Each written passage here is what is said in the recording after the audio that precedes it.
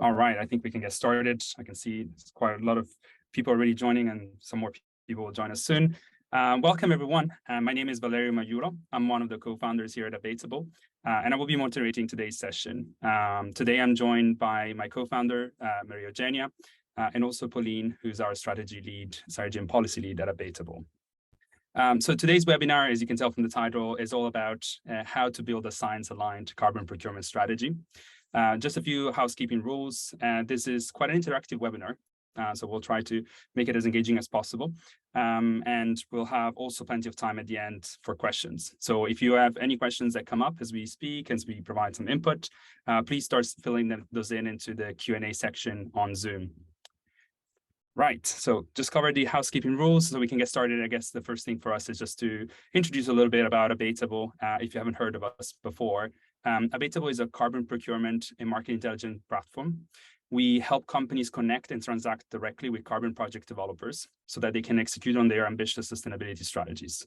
And our mission is really to help companies on their journey to tackle the hard-to-abate emissions by executing what we call science-aligned and science-based carbon procurement programs in a way that delivers long-lasting and measurable environmental and social impact that it goes beyond the value chain of each company. And I think from that, one of the key things that we've sort of speaking from many companies in our network is many companies do struggle to put together what we call a carbon offsetting strategy, which is both aligned with the best sort of science practice and science-backed practices, but also with their own stakeholders' expectations and demands and requirements. At the same time, we also see that the voluntary carbon markets does play a critical role in a lot of these net zero strategy for most companies really that we come across. And so this is exactly why our team has created a very practical guide that helps companies design and create a science-aligned carbon strategy, but also kind of give you the tools to get all of your internal stakeholders and external stakeholders on board with that. So what we're trying to do today with this webinar is really walking you through some of the key messages in the guide, and we'll be spending some of the extra time to answer any questions you may have. But just for your information, this guide is already available for download on our website if you want to be reading through the full guide. So just to kind of before we jump into the sort of the core of the webinar, and I guess my job as a moderator is to set the tone and set kind of the context for it.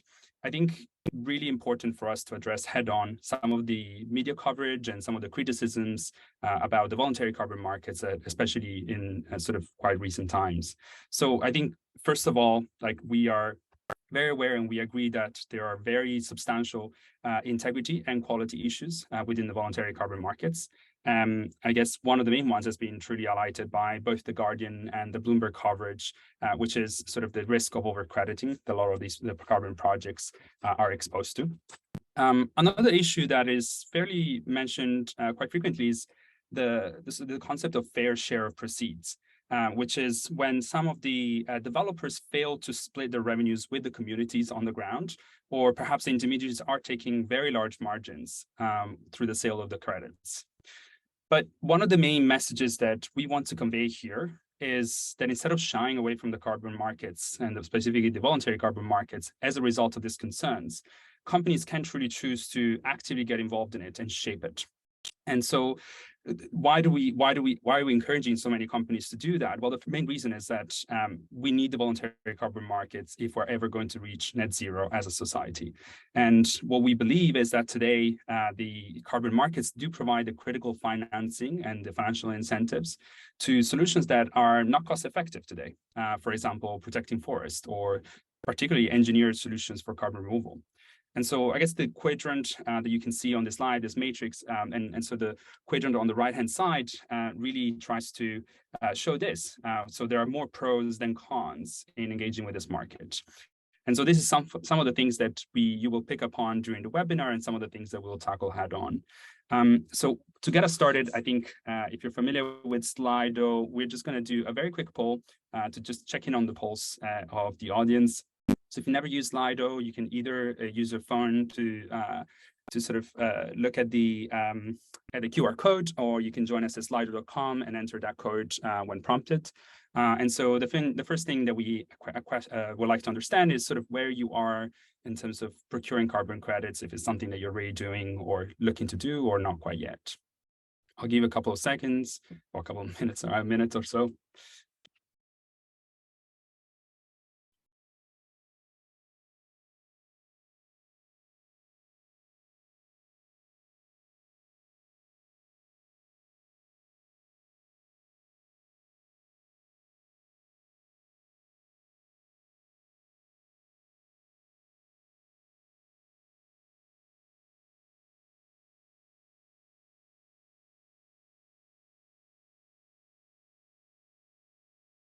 All right, just giving a chance a few more people to answer the question. But there's quite an interesting trend already. So it seems like there's quite a few people in the audience that are already procuring credits or about to procure credits. And so, yeah, you're definitely in the right place if you're asking yourself that question. So hopefully what we're going to be trying to do is just provide you some effective tools and guidance to effectively tackle this in the right way. And I think one of the ways we talk about sort of saying the right way is sort of what we believe to be science-aligned carbon procurement process. And I think, Maria, I'm just going to hand it over to you. We'd love to understand, we talk a lot about science-aligned carbon procurement, but what does it actually mean and why it matters? Yeah, of course.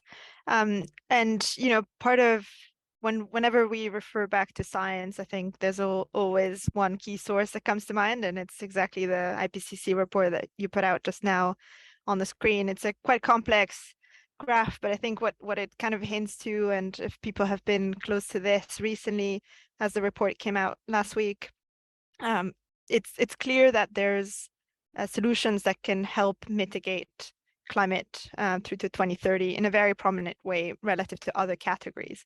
And we've just highlighted a few here, some of which are more related to agriculture, for example, reduced conversion of forests and other ecosystems, or even carbon sequestration in agriculture, which are the ones highlighted on the second bucket.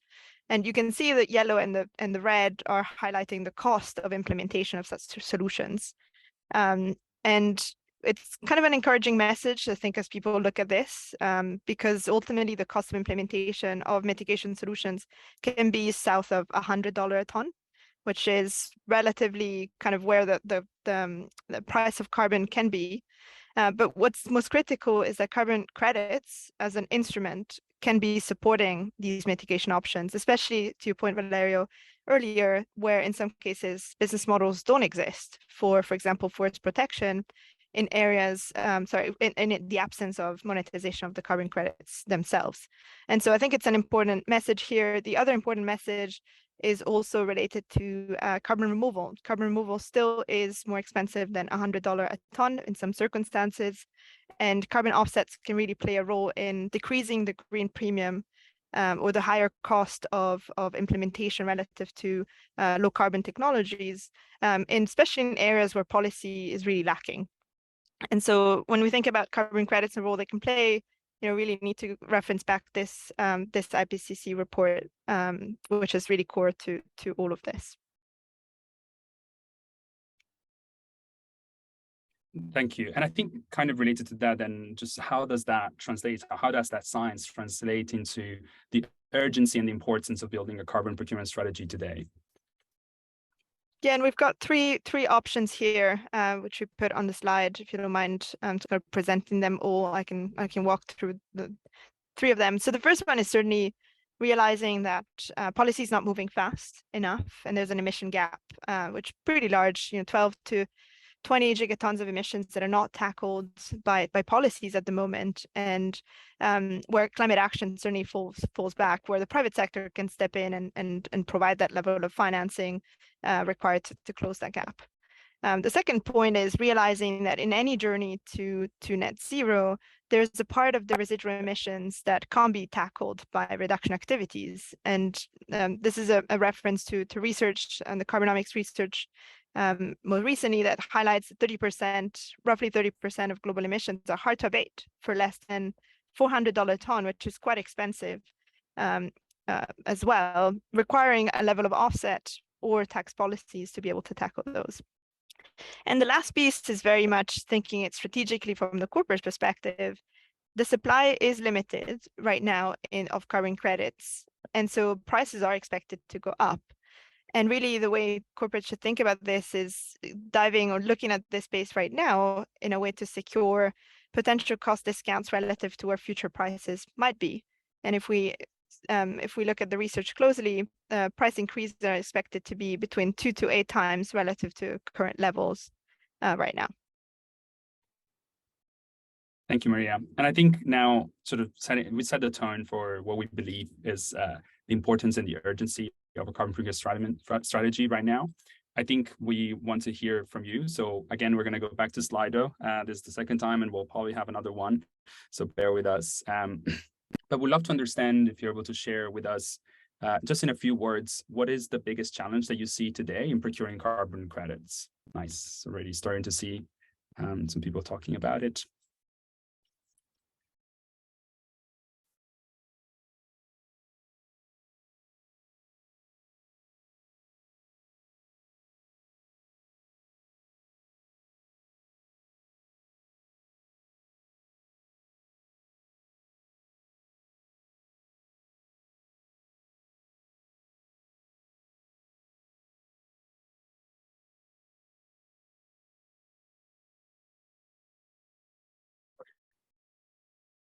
Hey, very interesting. I actually thought this was going to generate some form of sort of cloud of words and connect to each other, but I'm going to do that. And I think I'm starting to see some trend and some really interesting themes here that are sort of, we see them very much sort of related to each other, right? And so when we look at credibility, trust, reputation, and quality, how do we define quality? Oh, there you go, it's starting to appear. Greenwashing definitely seems to be a big one. I think there is definitely a second one around budget and convincing my CFOs, and sort of really like supply short, and so kind of like more of that financial and procurement really lens on the carbon credits and all of those. And I think there's also some around sort of the claims you can make, right? And so what's the net zero guidance like? There's a lot of conflicting guidance out there. We don't want to be accused of greenwashing by sort of making the wrong claims with the wrong projects.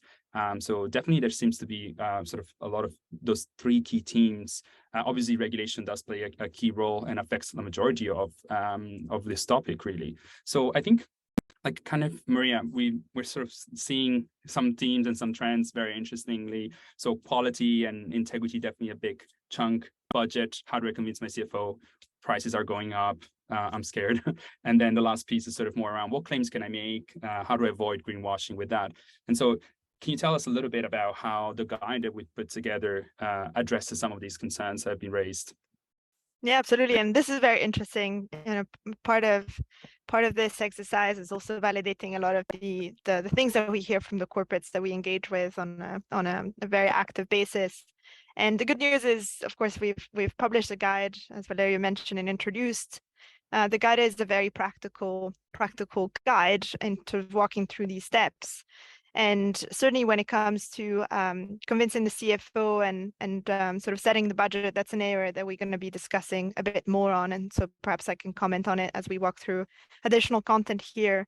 When it comes to credibility and quality, I would say that's an area that is very much remains unregulated, and there's been different initiatives coming out even from the sort of the standard bodies, whether it's ICVCM on the integrity from a supply side perspective, but also the VSCMI initiative that's looking at it from the buyer's perspective. And those are in the process of formulating a level of guidance that's going to be, I think, hopefully a bit more conclusive coming out end of this year, beginning of next year, and also a role for regulation to play in trying to dictate stricter rules and create a level of integrity in the market participants that exist also on the intermediation standpoint at developers. So this is really interesting. In terms of, the guide is quite comprehensive, so I'm not going to walk through all the different 10 slides. I highly encourage everyone to go and read the guide. But what we can cover is certainly the addressing on how to convince the CFO and how to access the market in a way that's integral and follows the right guidelines. Great. So I guess going to touch upon the first topic, which was raised by a lot of people, which is sort of around the budget and how to convince the CFO. And yeah, so tell us a little bit more about sort of why this is an important step, why is, especially early in the process, it's an important step to take, and what can companies do? Like, what are the different options available to them? Yeah, and certainly setting the budget is an important and critical step. So also in assessing how feasible the access to market is from a quality standpoint, right? So relatively, the philosophy that we have is that a very cheap carbon budget kind of constrains corporates a lot and couldn't allow them to secure what could be higher quality carbon credits that could require a higher level of cost implementation, whether it's in the form of backing local communities or supporting livelihoods, but also in just ensuring the durability of the project. So that's kind of why we've decided to pick up on budget specifically, because it is correlated to other aspects that people raised. When it comes to defining the budget, assuming that a lot of corporates have gone through the process of accounting already, so they have a visibility into what is their portfolio of emissions, and in particular, what is emissions that they could go through mitigation initiatives and still abate within the supply chain, and what is the remaining residual emission. I think what is important is this concept of residual hard-to-abate emissions that requires a level of offsetting. So that's kind of our first bucket here on emission and scope. And then really, as we set the budget, there's really two approaches that we've seen corporate take. There's a first one, which is, we call it a price taker initiative. And that really is in the form of exploring what the market has to offer from a carbon offsetting perspective, based on existing market prices of carbon credits of choice. The carbon market prices right now are quite low. And so perhaps the risk we see there is that there's a level of volatility that, the price that you can secure today is not really the price that you can secure in the future. So that's on the offsetting side. And then, of course, some businesses and some of you in the audience might also be subject to carbon taxes or some sort of compliance requirements that need to be taken into account where the price is set from that perspective. I think where we can try and influence corporate to think about this more innovatively is certainly from the perspective of a top-down approach. What we mean by that is that instead of looking at what the market has to offer, what is the price that corporates are able to internalize and absorb when approaching this market? And really, we're presenting three different approaches here. The first one is looking at the reference internal price of carbon that might be set by a company based on the cost abatement curves of their existing initiatives. That informs also mitigation options. There's also the second approach we present here, which is more related to ability to pay. So some companies have gone through the process of measuring ability to pay as a percentage of profit, for example, 1% of profits or 1% of revenue. That informs a budget that then is allocated into the carbon offsetting space. And then lastly is what we think it's more theoretical approach and potentially could lead to more ambitious carbon budget to be set up, which is what we call the social cost of carbon. And the social cost of carbon, for those of you who are not familiar with it, it's an estimate of the economic damages that would result from emitting 1 additional ton of carbon credit. And there's guidance from the EPA recently that indicates that a social cost of carbon in pricing externality is as close as $190 a ton, which is of course very different reference price relative to where carbon allowances are, or even think about the current carbon offsetting prices in the market. Thank you, Maria. Just going through, I think, so we talked a little bit about then the budget, but then we kind of have perhaps the budget, but once I have the budget, like, what do we do? Like, how do we go about procuring? What are the different options that are available for companies that are sort of looking to approach the market? Yeah, of course. I mean, the first one is as the corporate sets the budget, is certainly looking at it from the perspective of needing to resolve the annual carbon procurement cycle as part of an operational expense. And it's certainly where a lot of the corporates fit right now is thinking about it from a spot purchase perspective as year by year. What we're trying to encourage companies to think about it a bit more is also trying to aggregate what future carbon requirements will be, perhaps estimating what the carbon footprint will be for the next 3 years, what percentage of residual emissions they're thinking that they would need to require offsetting for, and kind of combining that budget into a larger pot. And the larger pot can be strategically invested into pre-purchase agreements with carbon project developers, where they can command a discount relative to where they expect future prices to be or where current prices are. And then the last point here is something that we started to see some corporates, especially the larger ones that are a bit more resourced and perhaps have technical teams in-house, is to set up a corporate carbon fund. What this means is corporates are trying to be an investor, an active investor into this market, backing project from a very early stage of development, taking, of course, what could be a huge amount of volume delivery risk, because it's very unknown and based on all estimates that project developers provide.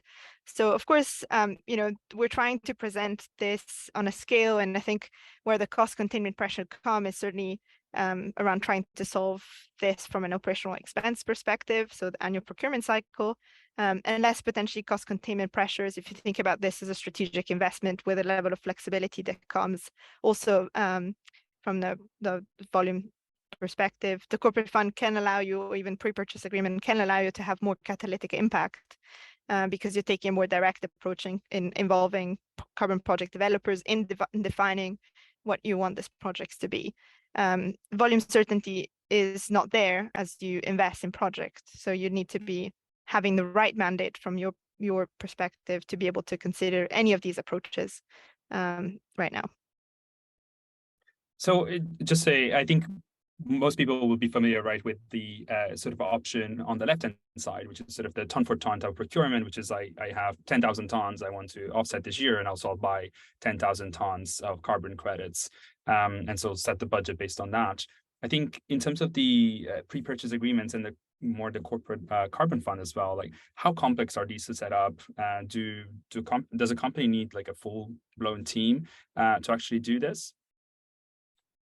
Yeah, it's a good question. Companies we interact with typically have one person that might be familiar in doing procurement for renewable energy that has a level of familiarity with pre-purchasing, whether it's PPAs, power purchase agreement, or other structures.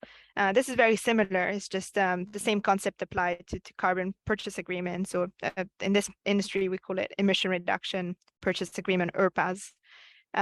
The ERPA market is not as sophisticated as the renewable energy market. These are typically shorter duration engagements. Companies we started to engage with interact with this market on a 3-year, 5-year basis. So they pre-purchase for the next 3 to 5 years. Of course, it requires a level of education on these structures, and certainly I don't think that's an impediment. It's not complex. As I said, it's very similar to other asset classes that people have procured in this market. But where it does require is a level of visibility into a budget that needs to happen today to be able to access the market through those instruments. Thanks, Maria. I think that sort of theoretically makes a lot of sense. I think will be really helpful. And I know, Pauline, you've prepared some slides on that. I think will be really helpful to kind of see that in action and put in sort of one and one together. So the budget and the procurement approaches. So I know, Pauline, you're going to walk us through 2 different examples to kind of show us how this sort of strategy and this sort of guidance can come to life for 2 very different type of companies. So Pauline, I'm going to hand it over to you to walk us through the first example. Thank you, Valerio. Thank you so much. So yeah, what I'm going to do is I'm going to be showing you two case studies effectively. And the main message I want to convey here is there's no one-size-fits-all strategy when it comes to carbon offsetting or building a procurement strategy. And this is because companies really, really differ in terms of what their emission profiles look like, what their hard to abate emissions look like. So for example, technology company will be easier to abate than a shipping company, which is my second example, but also the revenue and the operating profits. So that's one of the key messages that I want to convey through these examples. So what we have now, what we're seeing on the screen, Company A is based on real companies. So we've created averages of similar big tech companies out there. And effectively, what you can see on the screen, you can see the total emissions, about 1 million tons every year. This company has decided that they're going to go for a carbon neutrality goal, and they're offsetting all 3 scopes. They have a revenue 2021 of 20 billion and operating profit of 12 billion, sorry, they're doing pretty well. And what you can see at the bottom is we're then comparing what different price approaches look like. And Maria has explained these. So if you look at an internal cost of carbon, again, we've kind of looked at what we see in the industry. This could be, we're seeing some doing a lot higher, up to $100 per ton, but we just choose 20 to be quite conservative. You can see this is only 0.18% of operating profits. So one could argue that it's something that's quite affordable for this company. Ability to pay 1%, that would mean that actually the price they would pay for each credit would be 182. So this company really has an important purchasing power and can do a lot of good. And they could even almost, one could argue, afford the social cost of carbon, which not every company can do. And then if you look at the carbon offset price, if you compare with the other options, this actually seems to be quite not a very ambitious strategy. Think about it in terms of operating profits. So in this case of technology A, our recommendation would be, this is the company that can potentially afford to do a lot and can afford this carbon neutrality goal. So the recommendation we would have here is actually, try to be ambitious, try to aim for either ability to pay social cost of carbon and spend, the large amounts, which can potentially go to removals, for example, engineered removals, and can help bring that cost down for everyone. So that's just company A. And if we can move to company B. Pauline, I think we have one question, which might be easier just to address now since we have it on the slide. The question is, what are carbon taxes of $50 on a carbon price of $20 in the company example? So I think maybe just more helpful to explain a little bit how sort of the difference between A and E and the correlation, if any. Yes, absolutely. So internal cost of carbon would be a self-imposed tax that a company would set itself internally of saying, well, we're going to encourage our teams to own their emissions and decarbonize, and therefore we're going to be pricing our own emissions. So we've seen companies like Microsoft, Klarna do this, and a carbon tax, this was just an example. We've used $50 as an external price of carbon. So there could be a national tax. So, this is $50 what we're seeing currently in Canada. So this is an external tax that's coming in. So it's just to give a sense and an example of what this would mean for different companies. Right. So it might not apply to every company, it might not, depending on Absolutely. the country, the industry. And so this is just more of a representative example. Okay. Completely illustrative to make the point. And again, I think I got another question on what is the social cost of carbon. So you don't mind just doing another sort of refresher on the social cost of carbon. So I think it's more helpful now that we see it in context of the procurement. Absolutely. So the social cost of carbon is what economists have been working on all over the world. And especially there's a lot of research coming from the EPA, which is the Environmental Protection Agency of the United States. And basically what they've done is calculated what the impact on the real world is of every ton being emitted. And they estimate that I think it was a couple of months ago, they estimate that to be around $190 per ton. So that's, if you look at it from a climate economics point of view, every ton you emit has a cost on the world and society of $190. So we just use this as just to show this as an example. So effectively, if I'm a company and just sort of say trying to build a strategy that is as closely aligned as the actual and estimated damage of sort of emitting CO2 into the atmosphere, I could be using this as a reference price to kind of say, well, I'm emitting 1 ton and the cost inside is $190. So I will be spending $190 for that ton to be either removed or compensated in some other way. Is that a right way to see it? Exactly. I think the reality is that I don't think I've seen a single company use this. I mean, it is a very high price to be paying, but if you want it to be, as ambitious as you can, this is probably what it should be aligned to. Great, thank you. So I guess then you have a second example as well, completely different situation. So yeah, walk us through this.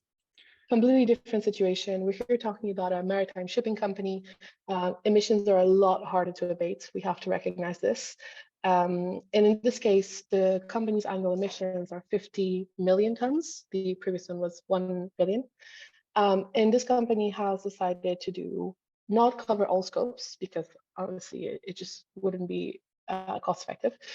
So offsetting is focused on 1 and 2, and the company is sent to climate contribution. So climate contribution is a company purchasing carbon credits, not to make a claim like carbon neutrality or net zero, but just to say that they've contributed to reducing emissions, removing emissions, avoiding emissions. In this case, the company has large revenues, large operating profit, but quite different from the previous company. And what is very, very clear here is that none of the options that you can see here are affordable or realistic. I mean, the social cost of carbon, if you were, offset scope 1 and 2, would come up to almost 10 billion a year. So this is just completely unrealistic. Saying, if you applied carbon taxes, carbon offset price, the percentage of operating profit is just way too high. So the reason we use these two examples is because different companies will not be able to take the same approach. And if you think about it, there's 3 things that people can play with, that companies can play with. They can play with the budget, they can play with the claim they want to make, so whether it's carbon neutral, net zero, climate contribution, and the quality. In this case, if this company, shipping company, went with the lowest cost option, ability to pay $2, that would even be very low quality credits that they would be purchasing. So in this case, our advice to this company is would be to rethink their strategy and maybe offset even less, or build a strategy that is not based on specific amount of tons, but instead think about it from a budget perspective. What can you afford? What is a fair share to be contributing? And then allocate that budget based on the type of projects you want to support. So just to wrap up here, and I'll hand over back to Valerio. There's not one strategy. We have to take into account the different emission profile of companies, ability to pay. But I think companies that can do more, they can afford to do more, should really try to embrace that as much as possible. And on that, I'll hand back to Valerio. Thank you, Pauline. I have actually one question for you, just more of a curiosity, because I know we touch upon it in the guide, and I think perhaps it gets lost in the slide, but I guess this sort of examples that you show is more of a snapshot in time, right, in a given year, but there's obviously a timeline consideration and how the strategy might evolve over time. So maybe it's helpful just touching upon that, just very briefly for everyone's benefit. Yeah, this is very much tackled in the guide. What we see is, of course, as emissions go down, the offsetting, the scope of offsetting can also potentially go down. And one of the key recommendations that we have is that you align your strategy with the Science-Based Target Initiative and other guidance out there of saying, make sure that your portfolio, the projects that you support, eventually focus towards more permanent removal. So it's important to think about that in the long term, where you can have some flexibility now. So to move into that, sorry. Yeah, no. And I think that's a really interesting point. And the reason I asked is also because there's a kind of a related question, which is sort of what should company be strive for if carbon neutrality is not an option? What should company? Yes, I think there's a couple of reasons why company B, although they cannot essentially afford to be carbon neutral, should still do this. And this goes back to the point that Maria was making earlier. Company B can effectively think about their offsetting strategy as an implicit or indirect price on carbon. They are still emitting, they are still causing damage to the world and putting emissions out there. So by making sure that they compensate and they contribute, whether it's scaling new solutions or supporting initiatives, it's still a very positive thing to do, while also making sure that they have the right incentives internally. So it's a win-win to build a strategy that's ambitious, even though the carbon neutrality goal may not be achievable just now, but it may be achievable in the future as those companies reduce their emissions.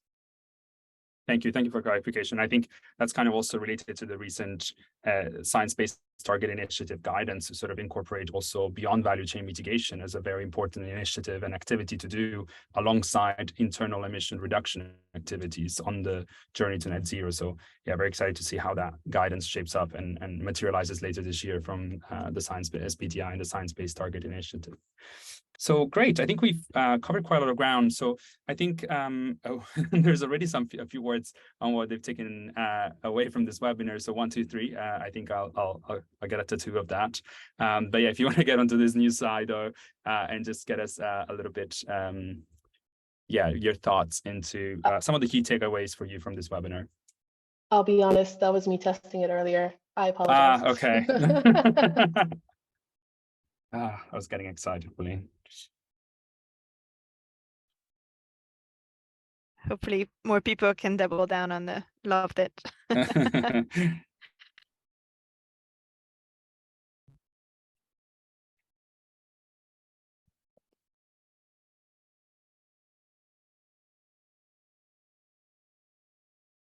Yeah. So again, social cost of carbon, something that is front and center now. And the ability of willingness to pay, great, which I think is quite important to tie it back to some of the points that were raised at the beginning of the webinar, right? With sort of concerns around budget and sort of convincing your CFO, more engagement with companies with offsets, and strategies can vary, right? So a lot of companies can do a lot with offsets and can get involved with this market and in the industry and have really meaningful impact in the short term, not only in the long term. And there's a lot of flexibility with strategies, right? There's different things that can be done. So yeah, definitely. You can see a few people have picked up like some very specific things as well, like sort of the ERPAs, the emission reduction purchase agreements as a growing trend, sort of current mirroring the renewable energy space. So yeah, definitely very various points here. Cool. So I think just to summarize a little bit, the key takeaways perhaps is firstly, procure strategically. This seems to be sort of the key takeaway, I guess, from the presentation. There's different strategies, as we said, there's different ways to approach this market and to approach these activities. And I think what we suggest and what we recommend is starting early and sort of getting in, understanding sort of what your role could be in this market. How does that play a role into your own net zero strategy? And so getting involved in understanding new offtakes and investment strategies, but also just different ways to set up a budget so that you can actually secure some more long-term cost savings as we expect prices to go up. There was a question around quality, and we didn't necessarily touch upon quality in particularly as part of the presentation, but it is a topic that we approach both in our procurement guide, which you can download online, but also in our quality framework that is in white paper that is available on our website.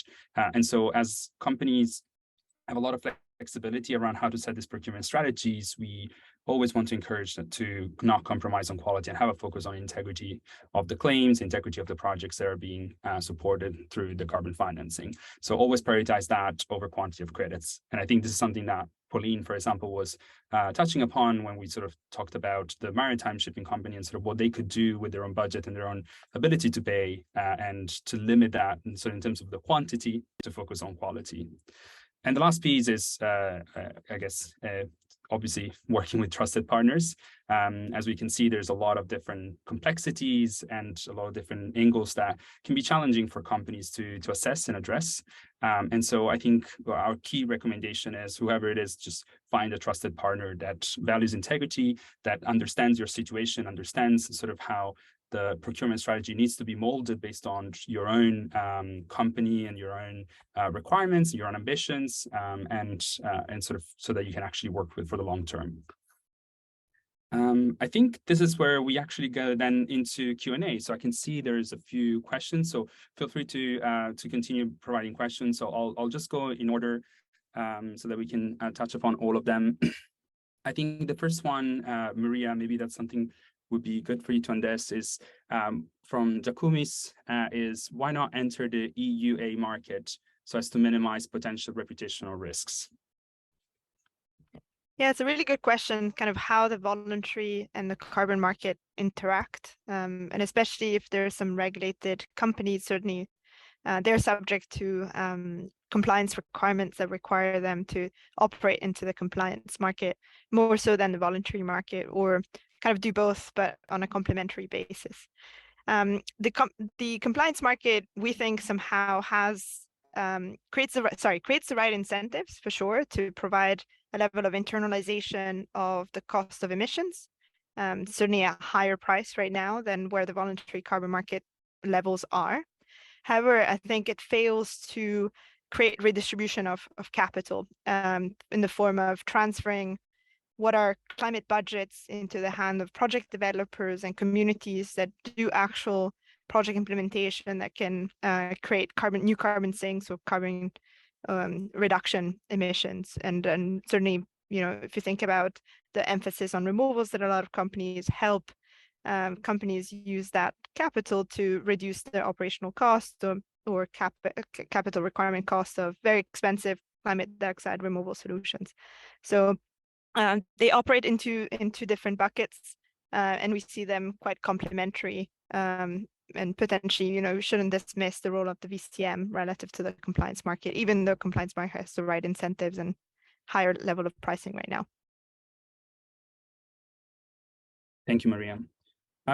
There's another interesting question from Bart. I think perhaps more of a comment rather than a question.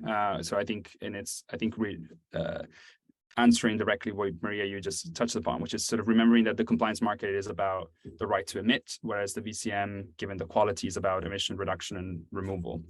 So I think that was just kind of doubling down to what you were saying as well, just in case you wanted to add something to that. Yeah. No, I think that's right. It's kind of emphasizing that point. Yeah. And I think there's one question, Pauline, I guess I'll go to you on this one. So how should these prices inform our emission reductions versus emission removal carbon credits? Should we pay for $500 per ton for direct air carbon and direct air capture, credits, if the social cost of carbon is only 190? Like, how do we justify that $500 in our budget setting? Yeah, so I'm going to tackle the first question first. So how does price inform emissions reduction versus emission removal? I think the most important thing to note is offsetting, whether even if it's just removal, does not replace at all emission reduction. It's emission reduction within the value chain should be the priority, as all of the guidance around net zero recommends. So one does not replace the other, even if the prices are there. And on the second point, why should we pay $500 if the social carbon is 190? That's a very good question. I think companies engage and buy credits from the direct air capture because they see it as a contribution to lowering those prices. Lowering those prices for themselves in the future because they believe they're going to rely on it, but also lower those prices for everyone else. So I think it's more of a strategic approach rather than a one that makes economic sense. And this is why we see so many different strategies. And I think companies that can afford to help bring down the cost of key technologies should be looking closely at that. I don't know, Maria, if you have something to add. Yeah, I think the only thing I can add is whenever you set a budget, it's typically at a portfolio level. And I think you want to consider a blending of costs of different approaches. Certainly direct air capture currently is one of the most expensive carbon credit that exists in the market, but there's other more cost-effective solutions, and especially if you approach it from a science-based perspective, back to my chart looking at what the IPCC tells you is kind of has the largest contribution towards climate mitigation in the short term. Certainly a lot of emphasis related to carbon sequestration agriculture or non-conversion of forest ecosystems typically tend to be more cost-effective as well. So kind of looking at it from a blended approach is important.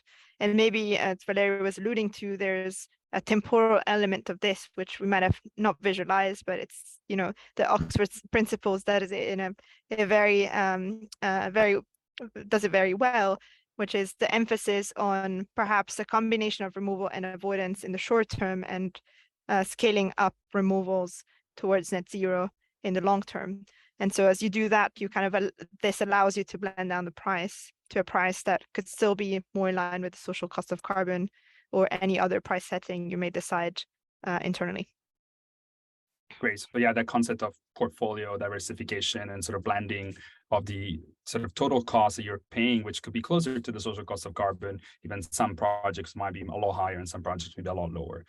So yeah, very interesting. I think this is more of a very pointed question about abatable, which is what if any minimum requirements must a company fulfill to be able to compensate with abatable? I think, Maria, do you want to touch upon quite briefly, not spend too much time? Yeah, absolutely. Yeah, so the level of engagements we have is typically with two different customers, often sort of smaller emitting companies that have an ability to be very ambitious in setting a price. That's typically less than 5,000 tons. And for that, we have a product that's called the marketplace, where we have vetted project and we provide portfolio and a portfolio approach to that. And then the larger procurements we work with tend to be very complex, customized, and that's in the range of 50,000 tons or more. And we use a procurement as a service approach where we go and investigate on behalf of corporates what the market has to offer by investigating or kind of reaching out to a network of 2,000 carbon project developers. The way to think about the procurement as a service solution is very much a request for proposal automation platform that we've built and can support clients with complex RFP requirements. Thank you, Maria. So there's a quite sort of slightly longer question. I think I'll just try to summarize it, but you can read it yourself, Maria, as well. But it's specifically around quality, and specifically within the quality, the concept of additionality, which is something that a lot of people may be familiar, may not be familiar with, but sort of trying to understand how, you know, additionality obviously is not a static concept. It is quite dynamic and depends on the specific considerations, not only of the project, but also on the specific country the project is operating in. So what are your views on the relationship between local economics and global views on additionality of certain technologies? And in particular here, we were talking about renewable electricity projects in countries like Turkey. Yeah, it's a really good question. Additionality requires a very nuanced approach. For those of you who are less familiar with the concept of additionality, additionality can be defined as additionality from a financial perspective. So maybe a project did require the carbon offsetting monetization to get started, to be essentially providing more market-based investment returns, which of course is all subjective and complicated. It can be additionality from a market perspective, whereby that new approach being introduced, so that new technology can really be additional relative to the common practice.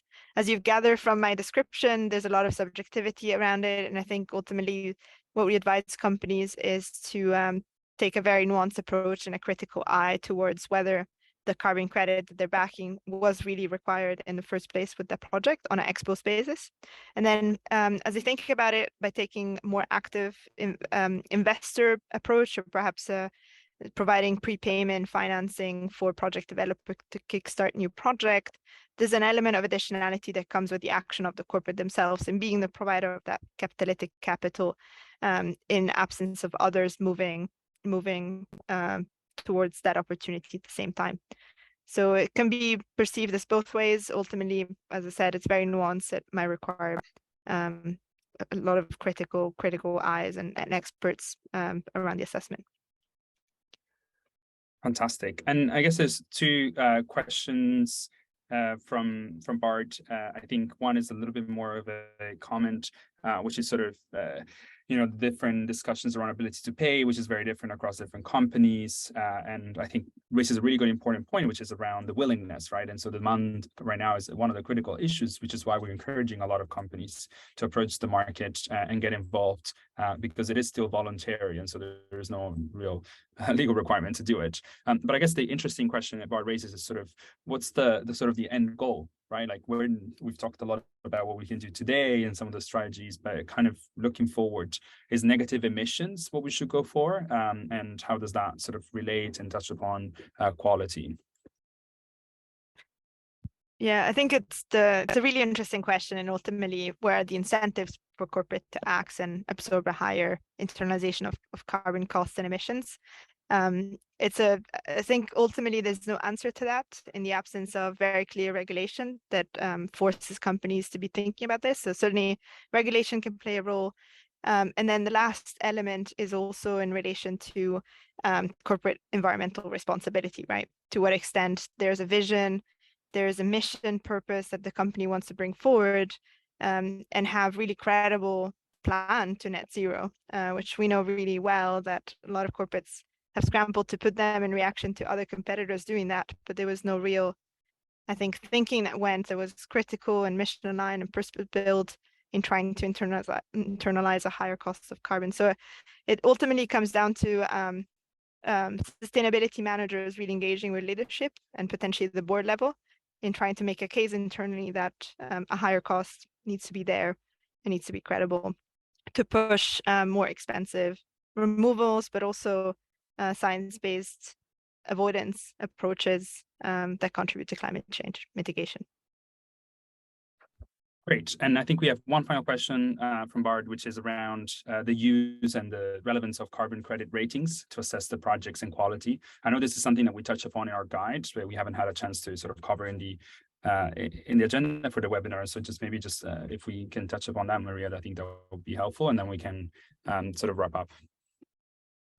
Yeah, absolutely. Yeah, so as some of you might know, there's an emergence of carbon credit rating company that have been, I think, a really great job in bringing transparency into what are carbon credits trying to achieve, both predominantly on the evaluation of overcrediting risk, but also on the concept of additionality. They certainly are finding a role in this market and highly, consider that as a proxy or in support of due diligence, detailed due diligence that corporates should be doing when looking at these projects. Our personal opinion on carbon ratings is that they're quite effective in providing a score that allows a level of directionality, but they're not really effective in trying to grasp the nuances of good, if that makes sense. And this happened also when we look at ESG ratings more broadly from MSCI, Sustainalytics. Some of you might be closely looking at for your corporate claims. They're really good in highlighting what are red flags, but they're not really good at telling a story around what are the impact narratives and impact attributes that a project is having. And so equally, those are important. And as I said, a lot of work needs to be provided in supporting the due diligence effort and really looking into developers, what they're doing, their stories, their implementation capabilities, and not so much in reacting to maybe a AA or AA minus score. That's kind of what we would advise corporates to be thinking about. Awesome. And we have one final question. I'll try to take it as and break away from my moderator role just for fun, but it's sort of how can companies manage the various risks in prepayments for projects in their procurement strategy? And I think this is one of the things that we touched upon in the last, is one of our key takeaways and recommendations, which was working with a trusted partner. And we think that's important because, one, the trusted partner can help you understand, measure, and estimate those risks upfront. And so as you're planning your procurement strategy, and two, provide with certain specific type of mitigations, whether it is robust emission reduction purchase agreements that can contractually mitigate some of those risks, but also doing proper due diligence and in-depth due diligence about the projects you're procuring from, which can really help mitigate those risks over the long term. So yeah, definitely sort of having someone that can help you across the spectrum on that. So yes, if I can just very quickly add to that, we're also seeing a lot of exciting innovations coming on the insurance front. There's many companies, both incumbents and startups, coming into the space, insuring against fraud and insuring against under delivery. So it's a really exciting time for the market. So it's doing the due diligence, but then there's also these new products emerging, which can be really helpful for buyers. Great, I absolutely agree. Awesome. So I think that takes us to the end of this webinar. So thank you very much for joining us. I hope you enjoyed the conversation. I certainly have enjoyed a lot of the questions that have come through. Very thoughtful. If you have any questions about our guide or about how Abatement might be able to help you, if you're looking to procure and can help you structure that strategy and execute on it, please do not hesitate to reach out to us, contact us by website or directly to one of us. And thank you very much for joining again.